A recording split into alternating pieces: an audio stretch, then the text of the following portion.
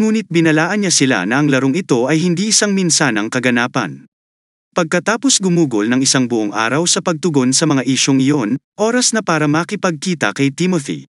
Sina Axe at Nightingale ay sinamahan si Roland habang papunta sila sa basement dungeon, kung saan nakakulong si Timothy. Habang papalapit sila sa kulungan ni Timothy, halatang wala siya sa pinakamabuting kalagayan ng pag-iisip. Gayunpaman, sa sandaling makita niya si Roland, tinanong niya, "Sino ka ba talaga?"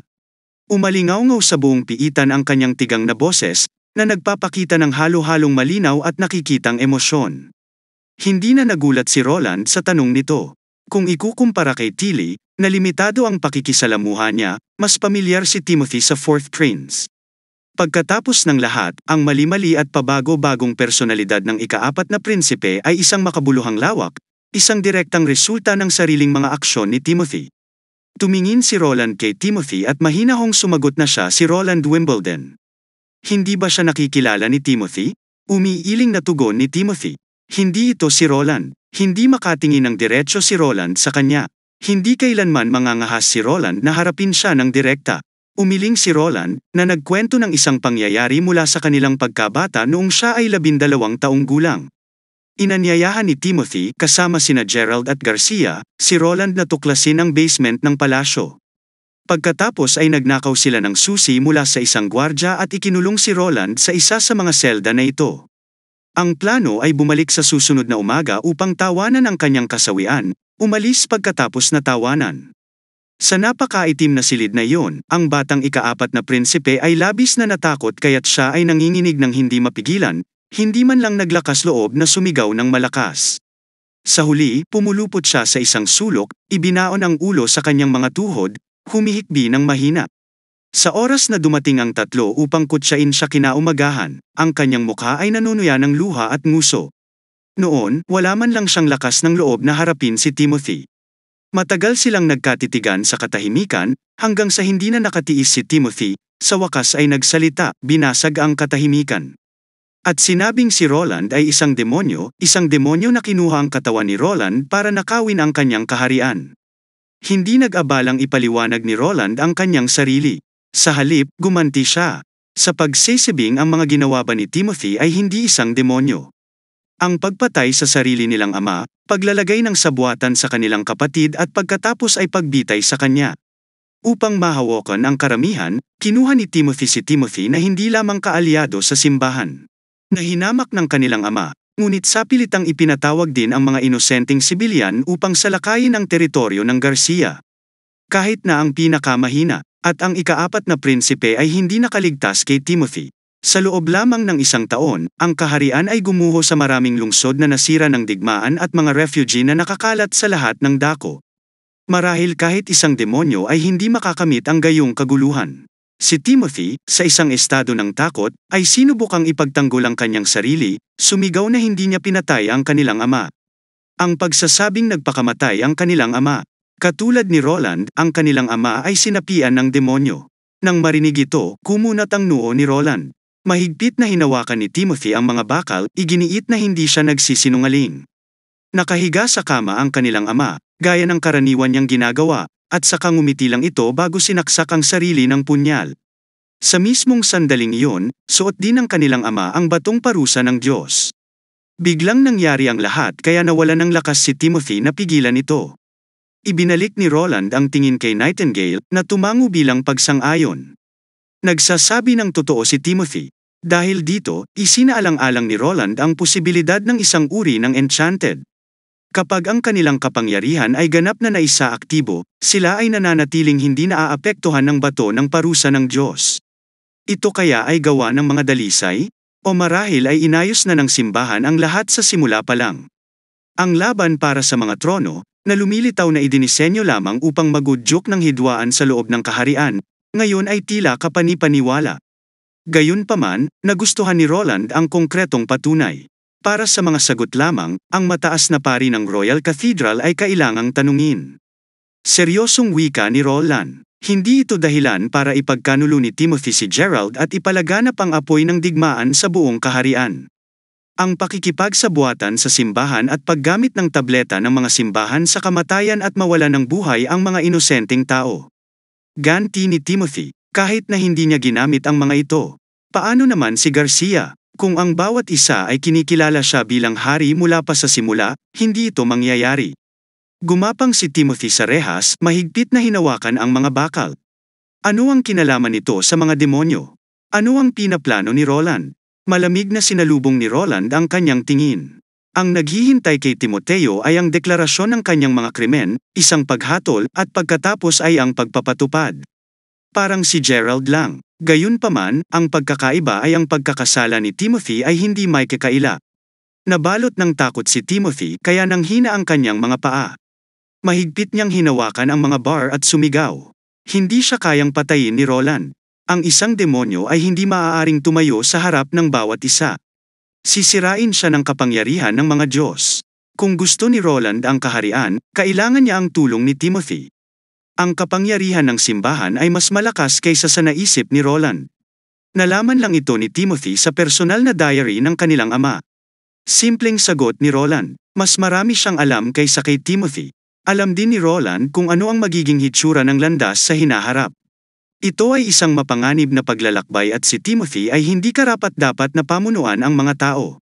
Mabagal na nagsalita si Roland para maghanda sa mga napipintong hamon. Dito na dapat magwakas ang kapalaran ni Timothy. Ngunit huwag mag-alala, ang kanyang paglalakbay sa impyerno ay hindi magiging isang malungkot. Maraming sasama sa kanya. Wala nang masabi pa kay Timothy, ibinigay siya ni Roland kay Hill bago umalis. Tumayo siya, hindi pinansin ang mga sigaw at pagmumura ni Timothy at lumabas ng piitan. Nang makita si Timothy, naramdaman niyang nanginginig ang kanyang puso, hindi dahil sa takot, kundi sa sobrang pananibik. Isang excitement na hindi niya mapigilan. Sa wakas ay makakapaghiganti na siya. Ang lalaking nauna sa kanya ay pinatay ang kanyang asawa. Ipapakilala niya ang kanyang sarili ng mahinahon, na naglalarawan kung paano siya nakipaghalo sa mga daga at tavern, nangangalap ng impormasyon tungkol sa mga galaw ni Timothy kaysa sa pag-aayos at pagsusuri ng intel na ihaharap kay King Roland. Sumigaw pabalik si Timothy na nanginginig sa galit. Bakit niya sinasabi sa kanya ang lahat ng ito? Wala siyang pakialam sa isang taksil na nagtaksil sa sarili niyang hari. Patuloy siya sa pagsigaw. Si Roland ay isang demonyo. At si Hill ay naglilingkod sa isang demonyo para lamang sa isang babae. Bahagyang napangiti ang mga labi ni Hill. Nang siya ay nakiusap sa mga Diyos at hindi nakatanggap ng mga tugon, siya ay gumawa ng isang panata.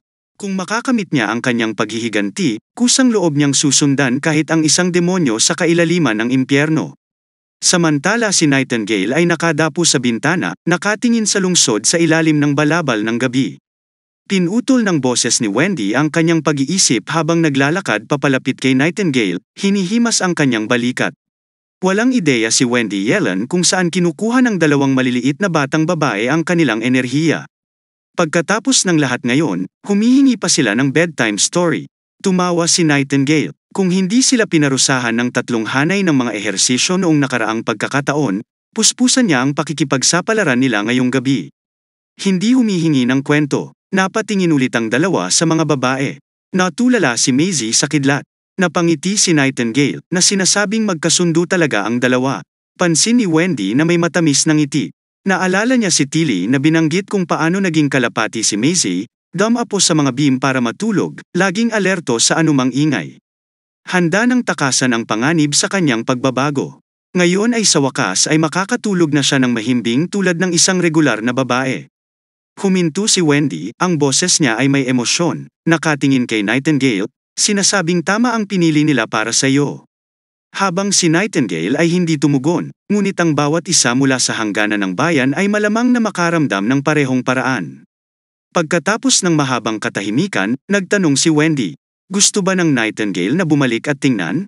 Sandaling natigilan si Nightingale, itinuro ni Wendy ang bintana sa isang tiyak na direksyon. Tahanan ng Nightingale ng Silver City. Sa bilis ni Maisie, hindi naman magtatagal at nandoon pa rin ang kapatid niya. Hindi inaasahan ni Nightingale na sasabihin ito ni Wendy. Saglit siyang nag-alinlangan bago umiling. Sa ngayon ay isang mahalagang panahon upang patatagin ang kaayusan ng lungsod. May mga potensyal na kaaway sa lahat ng dako. Si Nightingale ay hindi aalis sa tagiliran ng kanyang kamahalan.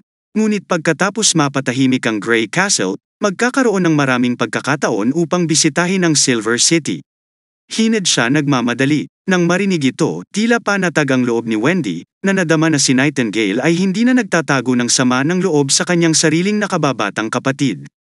Ngumiti si Nightingale na kung hindi dahil sa pagtataksil ng kanyang nakababatang kapatid ay hindi niya makikilala si Wendy, at hindi rin niya makikilala si Roland. Sa pag-alala sa madalas sabihin sa kanya ni Wendy, umaasa na lang si Nightingale na mamuhay ng mas kasiya siya kaysa dati at humalakhak si Wendy at hinawakan ni Nightingale ang kanyang kamay, sinisigurong hindi siya tatakas, na nagmumungkahi na oras na para matulog. Pagkaraan ng ilang sandali, nang makumpirma ni Nightingale, nakatulog na si Wendy. Dahan-dahan siyang bumangon sa kama, nawala sa ambon at tinungo ang silid ni Roland. At sa gabi lamang, si Roland ay pagmamay-ari niya ng mag-isa. Kinabukasan, nakipagkita si Roland sa dati niyang kaibigan na si Margaret.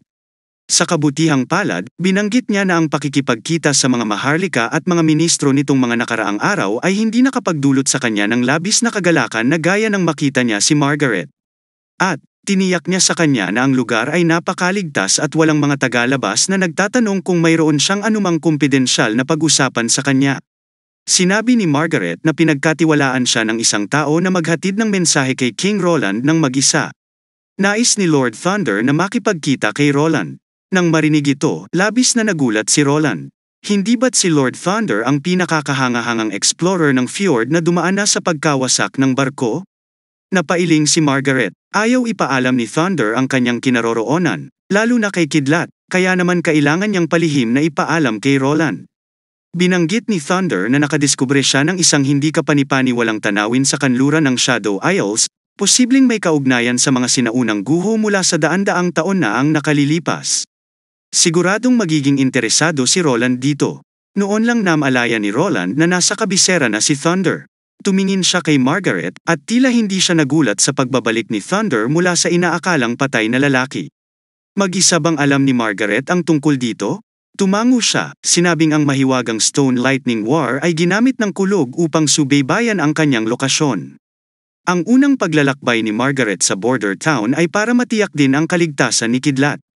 Nang malaman ni Thunder na nanirahan na si Lightning sa teritoryo ni Roland, nagpasya siyang panatilihing sikreto ang kanyang kinaroroonan upang hadlangan ang kanyang anak na babae mula sa landas ng isang adventurer. Medyo natahimik si Roland. Naisip niya na ang kanyang teknolohiya ay nakakaakit ng mga dayuhang mamumuhunan. Humalakhak si Margaret, binanggit ang kanyang pasasalamat sa border town sa pagbubukas ng mga bagong ruta ng kalakalan para sa kanya. Napagtanto ang buong kwento, tiniyak sa kanya ni Roland na hindi siya makakaalis sa palasyo ngayon. Kung nais ni Thunder na makita siya, maaaring dalhin siya ni Margaret sa palasyo anumang oras, na nangangakong hindi siya maghahayag ng anumang bagay kay Kidlat. Ipinahayag ni Margaret ang kanyang pasasalamat at yumuko, na nangangako ng isang mabilis na tugon. Sa kanyang pag-alis, iniulat ng mga bantay ni Roland na ang isang maharlika na nag-aangking matandang kaibigan ni Haring Roland ay nagdudulot ng kaguluhan sa labas, na nagpipilit na pumasok sa palasyo. Nagulat si Roland sa balitang ito. Tinanong niya ang pangalan ng bisita at sumagot ang mga tanod. Ang kanyang pangalan ay Sir York. Halos mabulunan si Roland sa kanyang tsaa. Maya-maya, pumasok ang isang medyo chubby na lalaki na may signature upward curled blonde hair and fair skin. Halos nakalimutan na ni Roland ang tungkol sa taong ito, ngunit nang marinig ang kanyang pangalan, bumalik ang mga alaala. Pumasok si Sir York sa opisina, na nagpapalabas pa rin ng hangin ng isang spoiled noble. Kahit na alam niyang si Roland ang naging hari, binati siya ni York ng parehong tanda, masigasig na yakap. Binanggit ni York na hindi siya tulad ng ibang mga duwag na natatakot kay Timothy. Walang magawang tumango si Roland, nakatingin sa dati niyang kaibigan, ang lalaking may titulong Magic Hand, na minsan ay naging malapit sa kanya bilang isang kapatid. At noong naramdaman ni Roland na nakahiwalay sa kanyang mga kapatid at nabugbog pa ni Tilly, si York ang nagligtas sa kanya, ipinakilala siya sa mga kasiyahan ng mataas na maharlika at maging ang pagkakaroon ng isang grupo ng mga nakababatang tagasunod sa kanilang utos. Bagaman ang moralidad ng kanilang mga aksyon ay maaaring kaduda-duda, ang ika-4 na prinsipe ay palaging itinuturing na si York ang kanyang matalik na kaibigan. At nakasandal sa balikat ni Roland, iminungkahi ni York na dapat silang uminom dahil bumalik siya sa bayan. Pagkatapos ay lumapit sa tainga ni Roland, bumulong siya, at sinambit kung gusto bang makita ni Roland si Lady Josephine o Miss Bird. Pagkatapos magpalipas ng gabing magkasama, tila miss na nila si Roland. Biglang, isang malamig na sensasyon ang lumabas mula sa likuran ni Roland, isang malamig na tingin ang tumusok sa kanya, diretso kay York. Huminto ang boses ni York. Nalilitong tumingin sa paligid, naramdaman ang biglang pagbaba ng temperatura. Mabilis na sumingit si Roland, sinabing hindi siya nagkaroon ng anumang relasyon sa kanila. Sa isip ni Roland, kahit na may koneksyon, iyon ay sa ika-4 na prinsipe at hindi sa kanya. Taos puso ang kanyang pagtanggi, at umaasa siyang hindi makakaunawa ng anumang kasinungalingan. Si Nightingale, dahil nagsasabi siya ng totoo dahil ang matandang ika-4 na prinsipe ang gumawa nito at hindi siya. Gaya ng inaasahan, nabawasan ang ginaw na pakiramdam pagkatapos niyang sumagot. Hinawakan ang kanyang baba, sabi ni York. Ngunit malinaw na nagpalipas ng isang gabi si Roland sa kanila, hindi ba? Binigyang diin ni Roland na walang nangyari noong gabing iyon. Si York ay mukhang nalilito saglit, ngunit sa lalong madaling panahon ay nabawi ang kanyang unang ngiti. Patuloy na inanyayahan si Roland sa pinakamahusay na brothel sa kabisera. Kinaway-kaway ni Roland ang kanyang kamay, sinabing magpapalipas lang siya ng gabi sa palasyo ngayon. Hindi na siya pupunta sa mga lugar na iyon. Pinagsama-sama ang kanyang mga kamay, na parang nagdarasal, ipinahayag niya na wala na siyang makamundong pagnanasa. At tumango si York bilang pag-unawa. Nakukuha niya ito sa lahat ng magagandang kasambahay sa palasyo, dapat na gusto muna ni Roland na mag-enjoy sa kanila. Nagpasya siyang ibahagi ang ilan sa kanyang natatanging kakayahan kay Roland upang matiyak na hindi siya malilimutan ng lahat ng mga babae. Sa pag-alala sa mga lumang panahon kung saan lagi siyang pinipilit ni Roland na matuto, naisip niya na ngayon bilang si Haring Roland ay malamang na magkaroon ng higit pa.